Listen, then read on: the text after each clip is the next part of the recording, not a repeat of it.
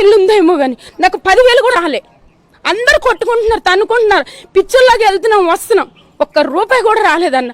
నువ్వు ఎక్కడ వేసావన్న ప్రజలకు డబ్బులు? చెప్పు, నీ అంతరాత్మకు చెప్పు, నువ్వు ఎక్కడ వేసావు 10,000 చెప్పు.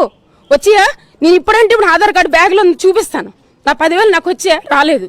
నువ్వు వచ్చిన తర్వాత బతుకమ్మ చీరలు 3 అంటే 3 బతుకమ్మ చీరలు వచ్చి, అదైతే ఒకటి. డబుల్ బెడ్రూమ్ లేదు.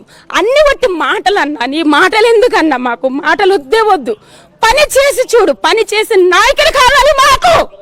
పని చేసి నాయకుడు కావాలి. మార్పు కావాలి. ప్రజల మార్పు కావాలి. ప్రజలు మారితేనే నాయకులు మారుతారు. ప్రజలకు పని చేసే నాయకుడు కావాలి. కుర్చీలో కూర్చొని ఎలక్షన్ అప్పుడు ఇలా టాటా చెప్పి వెళ్ళే నాయకుడు మాకు వద్దు. కేసీఆర్ అన్న నిశ్శబ్దం చేస్తున్నామన్నా. నీ ప్రభుత్వం కూలబెడతాం.